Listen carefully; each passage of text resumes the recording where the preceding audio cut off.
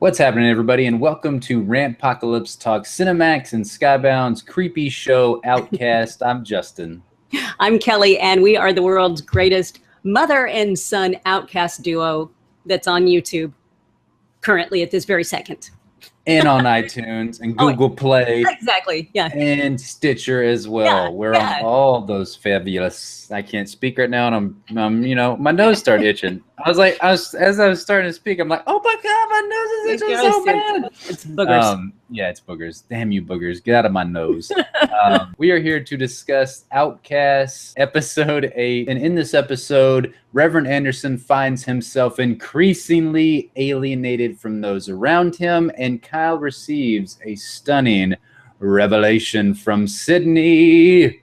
Yes. And what's so funny about you saying revelation is because we've spent the past 20 minutes arguing about what our top 3 is going to be because of that word, and you'll have to wait to know why. You're gonna have to wait until we get all the way to the end of our top 3. So speaking of our top 3, let's get right into it. With number 3, something I really loved, but it was weird that I loved it because it was creepy as fuck. And that was the opening flashback to this episode. I don't know if you've seen this movie, but the girl with the dragon tattoo, the Swedish or the American version, for me, I like the American version more. I like Rooney Mara. I like Daniel Craig.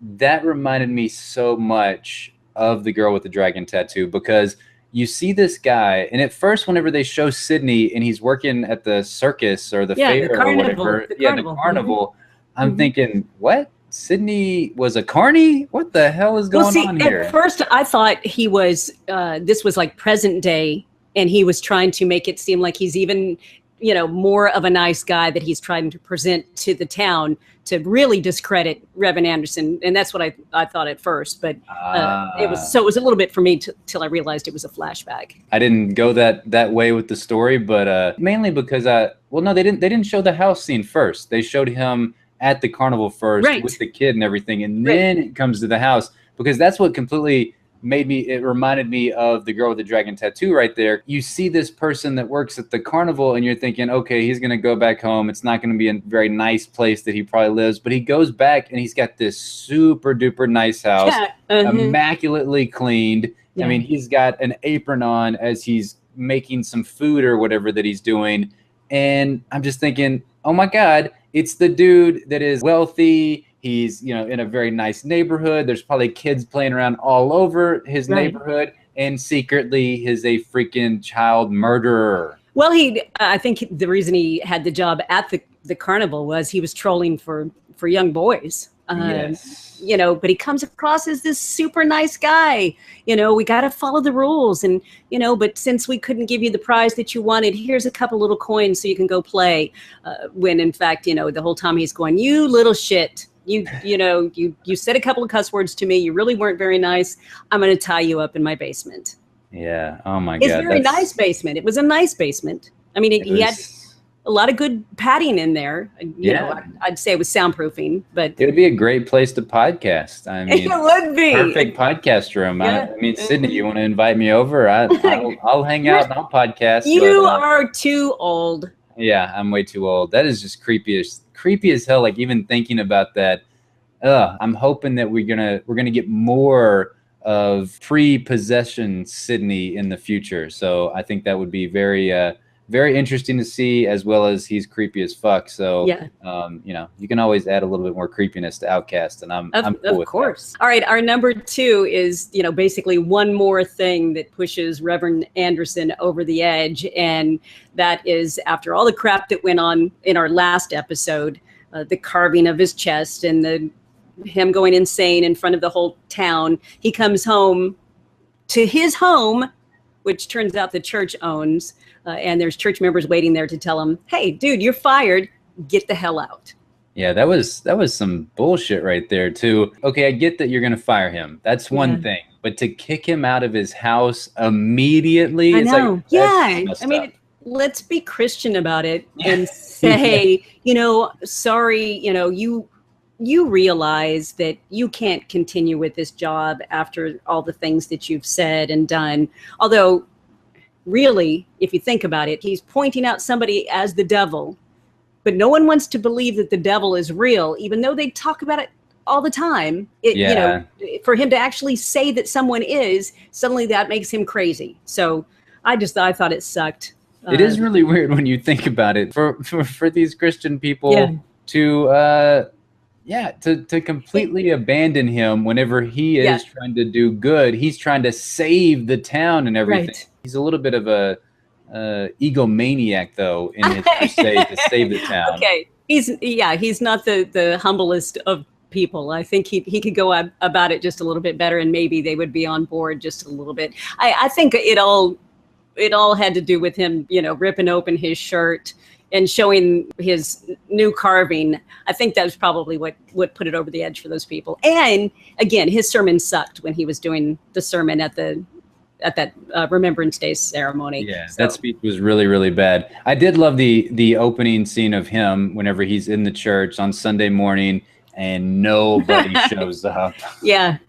I would have had to have gone, because I would be like, what is he going to say this time? I had my phone, you know, I cut out like a place in my Bible so that I could have my phone hidden in there so I could hold it up so it looks like I'm just, you know, reading my Bible, and when in fact I'm just recording him, just to see if there was something crazy that I could post on social media.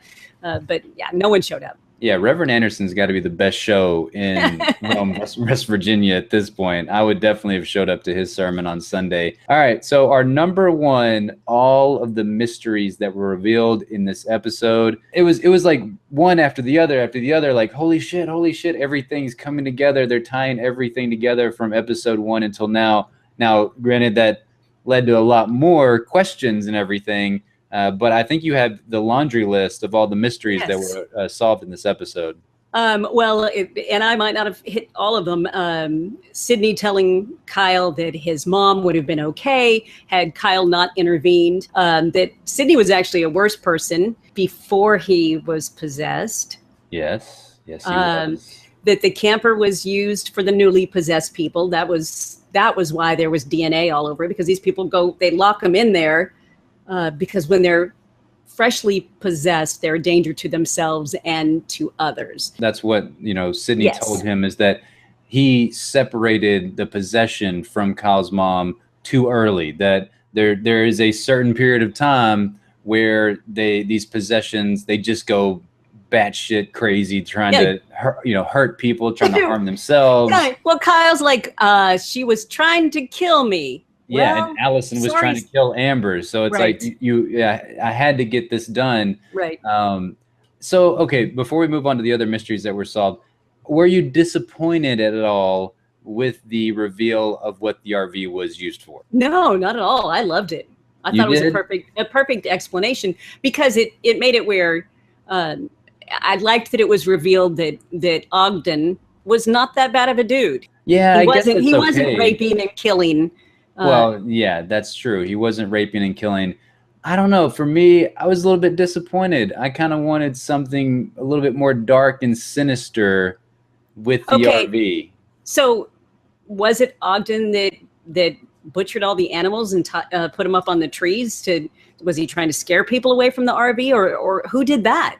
That's what I'm wondering as well. Okay, because I mean, that was the other big reveal, is that, and you kind of touched on it already, that the possessions aren't necessarily bad people. Whenever Sydney reveals this to Kyle, he basically says, we don't really have a choice. It's just all of a sudden you're walking along, boom, you're seeing through the eyes of that person that you possess. Right. They could be good or bad. Like you said, Sydney, in his past life, he was just this horrible human being. But yet, whenever he possessed Sydney, whenever this alien, this demon, whatever it is, this soul that possessed Sydney, he became a better person. He goes and cuts the kid loose that's down in the padded room. So that's why we're saying that he was nicer.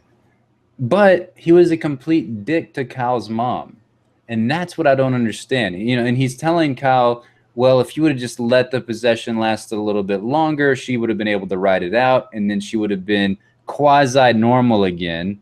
Same for Allison. If she would have been let it ride out, then she would have been somewhat normal. But it's still weird for me, and that's why I say that there was a lot of mysteries that were revealed, but to me, there's still a lot of questions because I don't quite know if I completely trust Sydney on this, because the way that he interacted with Kyle's mom was just, it was uncalled for one. I mean, this lady is freaking comatose and you're being a complete dick to her.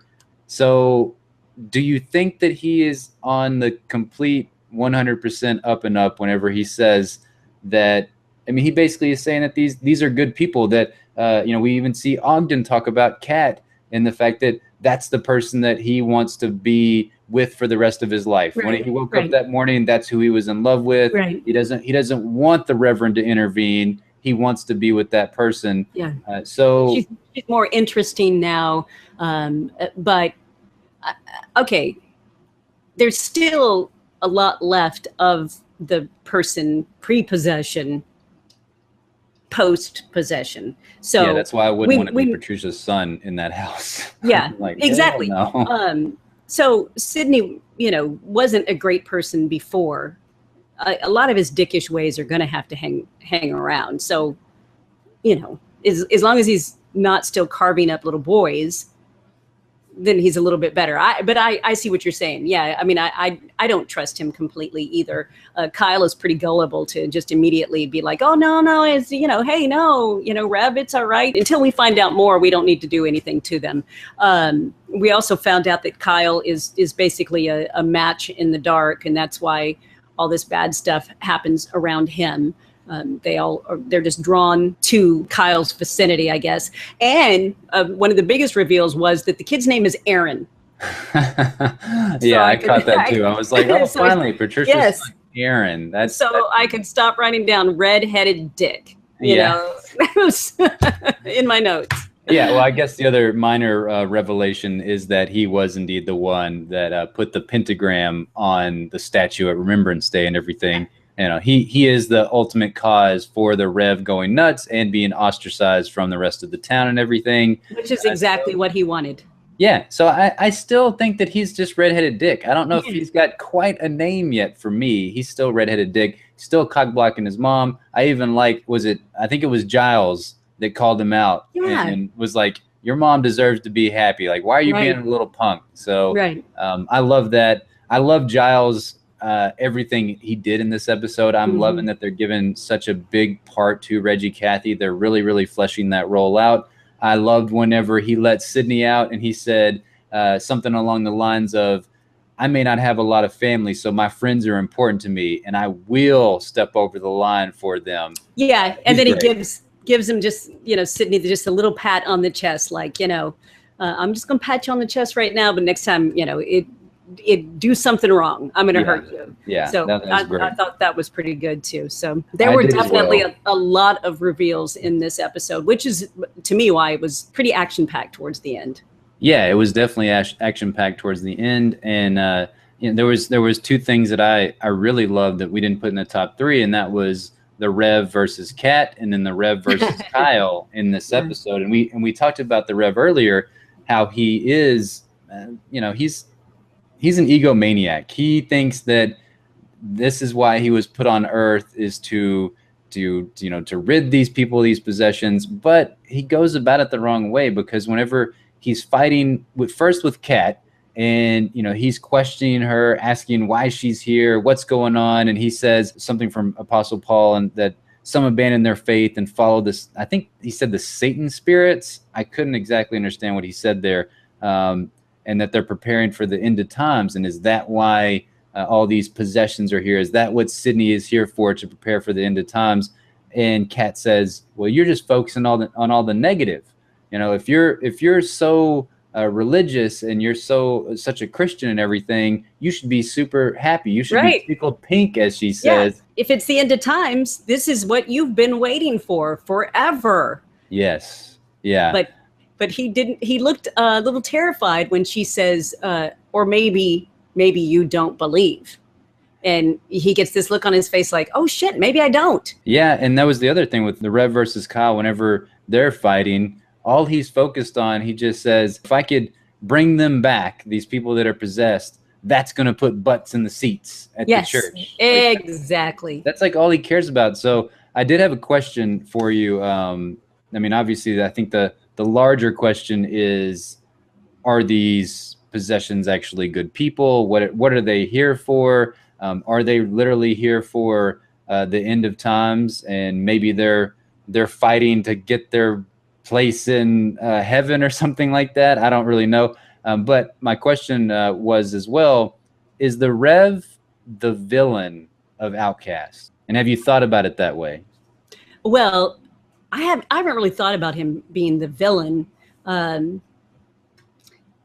haven't thought about it like that. I think he's definitely the most unfortunate person so far in this town that doesn't know how to really. Even Kyle can handle himself better, which at first Kyle was not the one that was able to handle himself. Obviously, he's got his shit together a lot more than the Reverend has. Do you feel like Rev Anderson, Johnny, as his friends call him, is the villain? It's tough to say at this point, and that's why I would love to hear other people's thoughts as well, if they think the Rev is actually the villain of the show, because we see him going about things when he really doesn't understand them, and this has been happening since the beginning of the show. Since the premiere, that he is wanting to rid these possessions. He wants to save these people, even though he doesn't really know what they are, what these possessions are, or anything. And you see people like Ogden, who he would have been devastated had he lost Kat, had this possession left Kat, and he would have been left with old Kat before, which is still kind of fucked up when you really think about it. It really is. I would leave his ass if you told me that you like me better now that there's only half of me in there. You, dude. We all say that now, but imagine, okay, say we're married to somebody, let's say 20 years. Yeah. Probably, let's just say 5 years. After 5 years. And you're like, holy shit, this person's brand new. Oh my God, this is the greatest thing ever. I'm in the middle somewhere. I'm in the middle right there. I don't say I agree with Ogden, but I don't disagree with him as well. But that's the thing. It's weird to me to see the Rev. He's so combative with everybody on the show. Kyle, when Kyle's like, he's supposed to be his right-hand man. That's his boy, but then he wants to throw down with Kyle over the fact that he won't try to exorcise the demons or the possession out of Kat. He's crazy. So I don't know. Right now, I would say there's a gray line of what or who the antagonist is in Outcast, and sometimes I put the Rev in that spot. Yeah. So I don't know. It's an interesting thing to think about. But yeah, so if you have any thoughts on it, feel free to leave them in the comment box below or email us. It's rantpocalypse@gmail.com. So how many bacons do you give Outcast episode 8? I'm going to give this one 4 1/4 bacons. I think that's where I'm at. How about you? I'm gonna go 4.5 bacons. Okay. I think the only reason it took the half bacon off is because I was a little bit upset, because I love this whole RV camper story that they've weaved into the show. And now you don't like what their explanation for it? It makes you sad. No, I wanted something dark and sinister out of that. Yeah. And right now, with this episode, all the dark and sinister stuff has kind of been taken away a little bit, because we don't exactly think these possessions are evil people or evil things. They are. There's no way that that it's sunshine and flowers and rainbows. No, it's just not possible. So I hope not. But and I don't think that it is. There's got to be something crazy that goes down. But yeah, that was the only reason why I took a half bacon away, is because of that. But it was still, overall, it was a great episode. It was creepy as hell in the beginning. All the reveals, they were great. It was a whole lot of fun. I'm loving it's just fun living in this world with these characters. I think they're all very interesting characters, and we didn't even mention it, but it even looked like Megan and Mark kind of came together in this episode. I was going to mention that before we went, that I was really, really happy that they were seemingly a happily married couple, other than the fact that they didn't tell each other everything. But now they're working things out. I mean, and his whole line about, that he can talk about Donnie, that, he can take my truck, He can even take my badge, but he ain't taking your ring. They're going to go get her ring back. I thought, oh my God, I was like, so sweet. That's that was really sweet. So it was nice. The ending was nice too. Everybody was coming together at the end. Kyle's having dinner with Megan and Mark and them. Ogden is changing out Kat's tire, which that was another thing. Freaking Rev slid her tire. Yeah, that was kind of shitty. That was shitty. Yeah. Yeah. Slip the tire and then just, calmly pull up in your car and say, hey, I'll help you out. Where you want to go? So, yeah. You need a ride? I heard your tire was good. I don't know how that happened. Yeah, God told me. It was God. Yeah, God be talking to me. I bet God does talk to you because you're crazy. All right, yeah, so it was a great episode. We want to know all your thoughts, so leave them in the comment box down below. Thanks so much for joining us as we discussed Outcast Episode 8. Hope you had a fun time. Make sure you hit that subscribe button for more of Outcast, because we're going to be doing our teaser trailer reactions later on in the week. So definitely hit subscribe for that. Oh, and that's please. Please hit subscribe. Please. Please. It'd make us so happy. Oh, that's a really weird face you just made. I know. It's going to be great whenever I edit it. All right. Bye-bye. Bye.